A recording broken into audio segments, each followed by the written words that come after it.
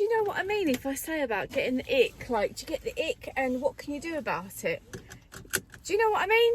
Should we talk about this? Let's talk about this and find some solutions. Good morning. I thought I'd bring you somewhere nice this morning. Look at this. Isn't it gorgeous? Oh, I'm hoping it's not going to be windy. I'm so pleased to be here after last week and the conversation we had about Monday, and you was all like, yeah, can we please carry on? And I was inspired to do this little walk by a friend of mine this morning who, you know who you are, is going out and about before it rains, because it's going to rain later apparently. Now I can remember sitting up here in last summer feeling really sad and upset.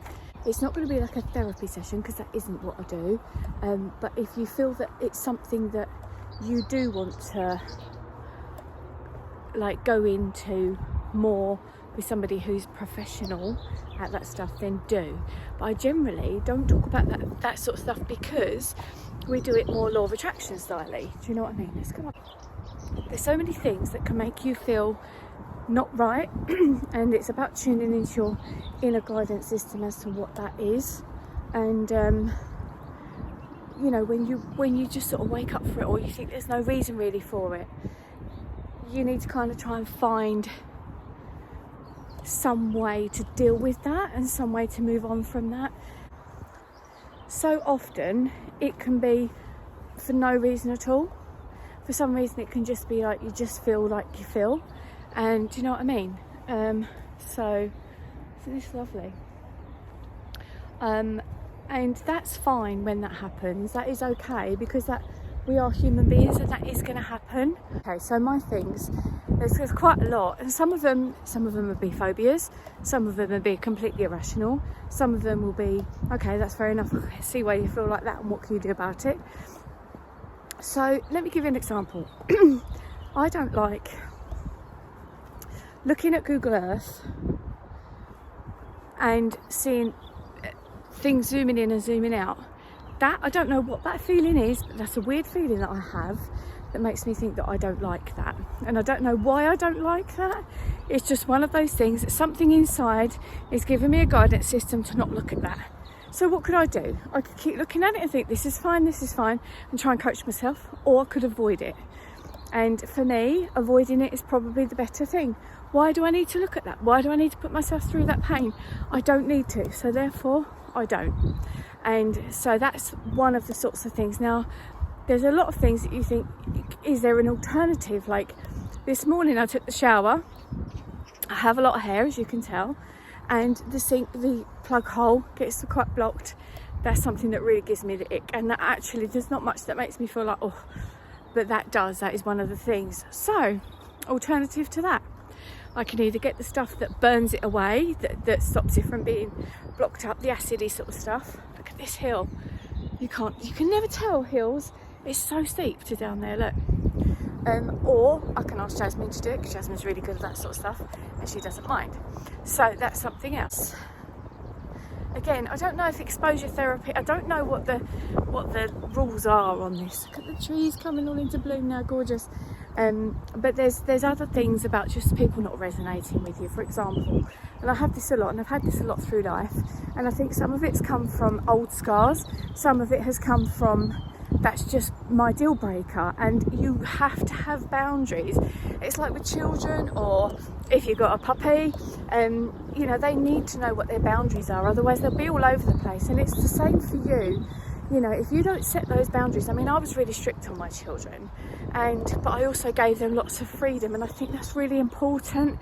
It's not about just sort of finger wagging at them and saying, you must do this and you must do that all of the time. It's like they've got their rules and they've got their boundaries, but also, you know what, I might have to turn around and go the other way. So for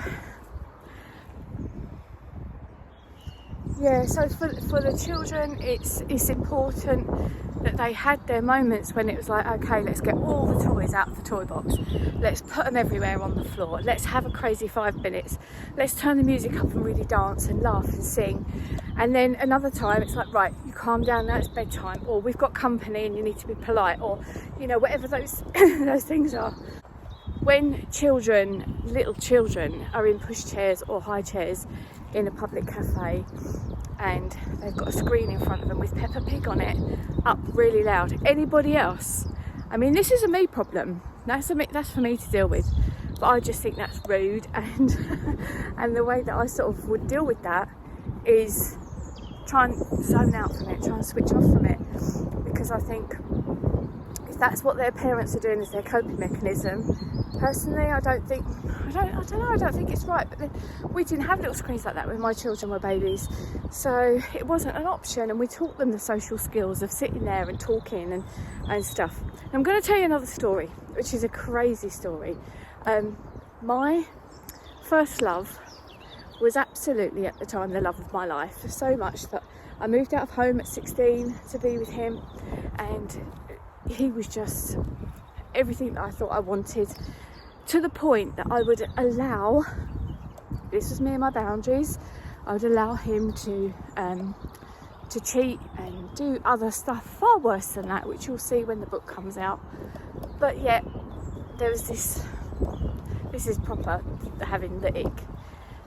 There was a time I turned up to his house and he had this jumper, and I now actually call it the jumper theory, when there's something that they do or have that you're just like, no.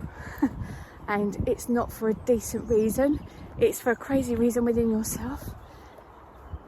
This jumper switched my whatever off so much that I actually considered ending the relationship. And I put up with all these other things, but that one thing I was just like, what are you wearing? You can't be wearing that. And it was just massively baggy, and that wasn't what we wore then, and it wasn't smart at all, and it kept pushing the sleeves right up beyond his elbows. And I was just looking at this jumper and I was just like, I'm really not sure about this relationship based on that jumper. What is that feeling? I don't know, but sometimes you have that inner feeling, that inner guidance, and you can either choose to listen to it, to deal with it. We still got Blossom, what's going on there? Or just bail, I guess. But that goes against what we say Abraham Hicks wise. I mean, look at road rage, for example. Now, people shouldn't be driving like idiots on the road, should they? Let's face it. Windy hair. They shouldn't. They should either be driving properly or get off the damn road. But as I put in my book, The Basics to Law of Attraction, you getting upset with them is only going to upset you. It's not going to upset them. They're going to carry on driving off, and for the rest of the day they've probably forgotten about you. Whereas you upsetting yourself, bibbing them, telling them to hurry up, you know, there's nothing coming, what's wrong with you? You know, that level of anger is just going to fire up everything in you and nothing in them. So that's just daft.